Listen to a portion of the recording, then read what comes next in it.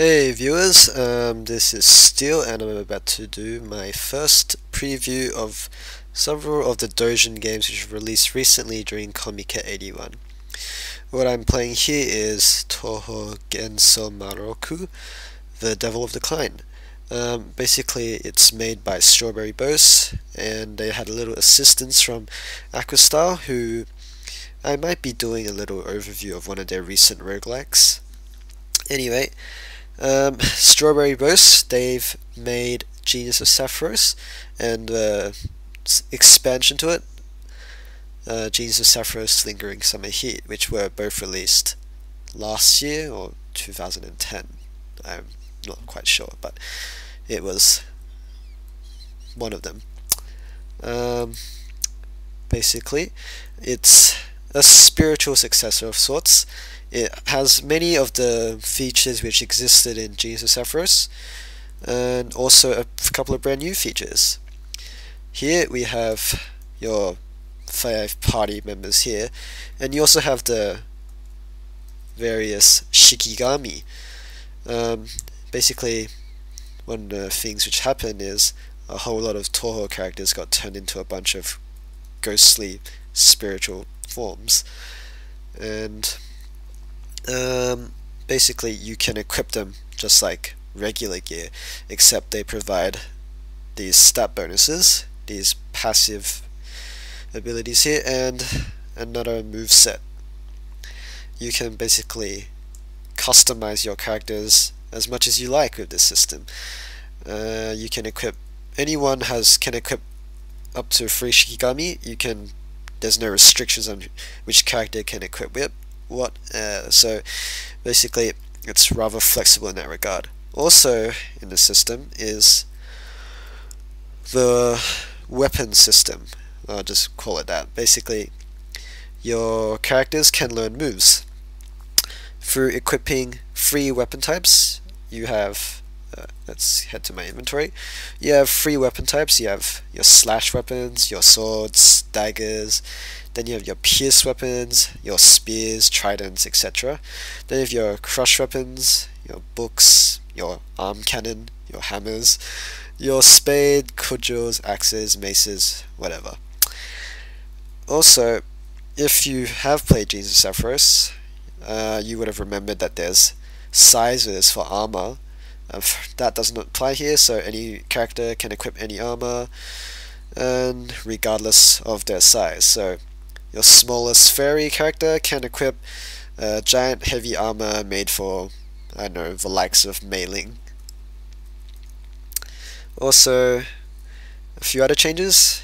You can still equip your shield, your armor, but your character is only limited to 1 accessory, unlike before, where you could equip, I think maybe 2 or 3, not quite sure. Can't remember, it's been quite a while since I played Genius of Sephiroth. That's probably just to even out the bonuses provided by your shikigami, because you could make a godlike character with crapload of star resistances up here. Also, another feature in this game is the element level system, so to call it like that for now. Basically, your characters will gain levels in elements through repeatedly using them. So my Sanai here has level 14 Pierce. So what that means is she probably has a better chance of learning higher level techniques. As you can see, she has a couple of Pierce techniques equipped at the moment. As you can see, I've learned 1, 2, 3, 4, 8 techniques. It also increases the damage you deal with this element, so as you can see here, you get quite a down boost from using a sword of 30 power compared to using a spear of 36.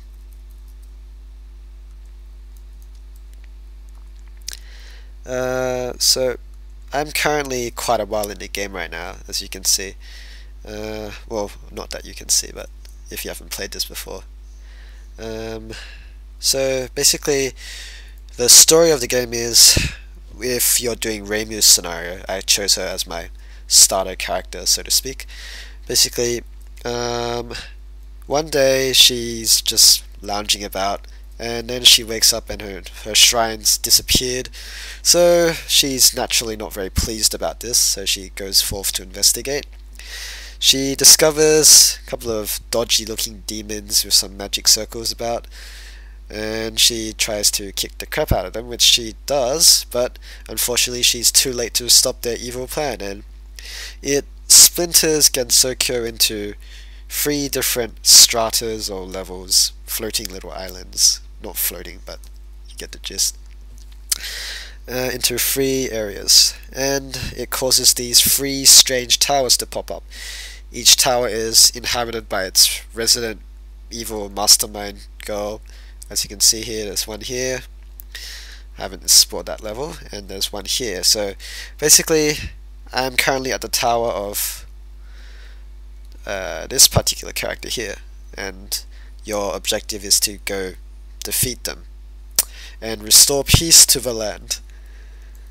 The game is very free roam, so basically you can go anywhere that you can survive, obviously, and you can discover treasure along the way and recruit various characters such as the shikigami,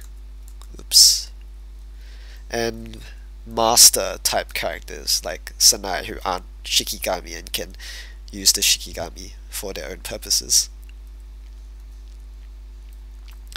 So the battle system is very similar to Gensoumarouku, except, well, just the moves. Your characters don't have their own moveset anymore. They have to learn spear, blunt sword attacks, and they have to use the shikigami.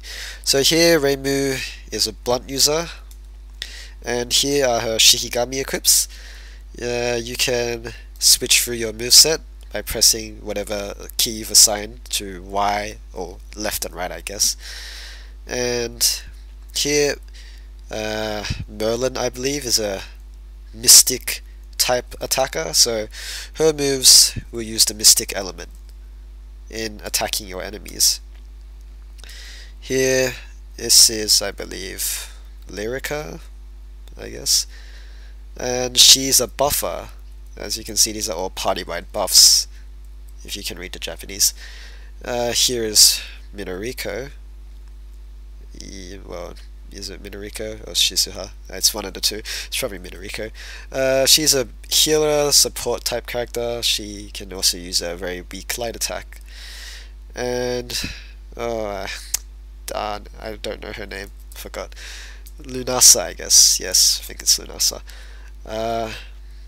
She has a few buff type attacks and a curse attack and a physical attack. So yes, your shikigami give you various movesets which you can use to your advantage in battle. So I'll just use a few fancy moves just to show off.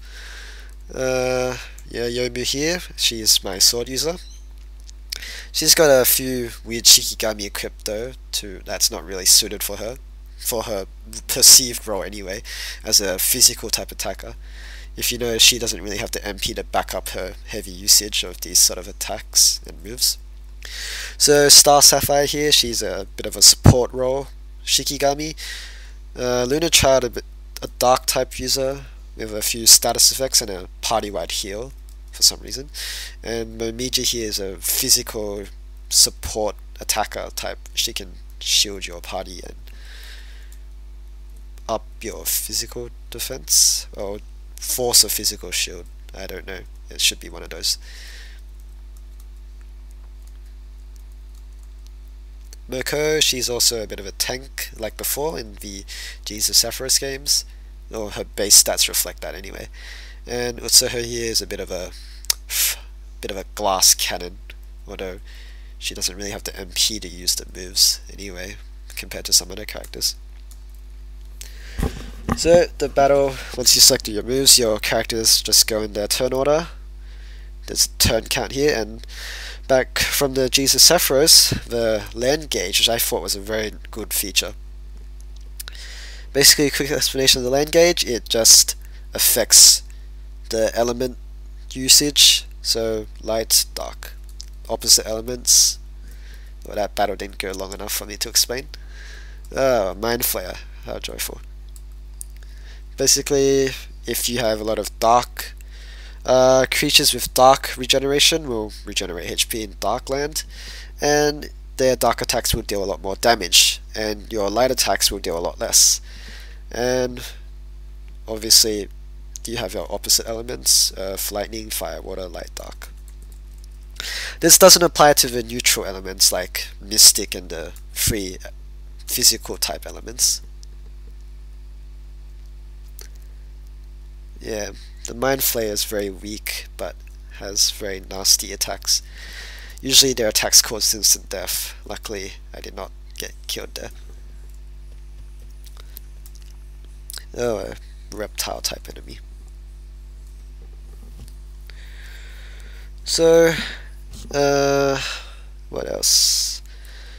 If you will notice that this game has quite improved graphics and music compared to the previous game by Strawberry Boss. This is partly due to AQUASTYLE's influence, I would presume. Gameplay wise, it's a lot less harder than Gensoumarouku. The random encounters aren't as likely to brutally wipe your party out in the space of one turn. So it's quite pick up and play. It's not too difficult. If you can't read Japanese, I don't think you'd still have too much trouble.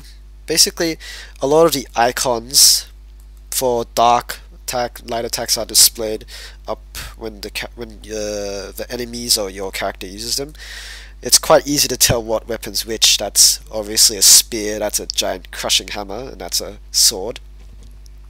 Also, it plays certain animations for certain types of attacks, so it's quite easy identifying what is what.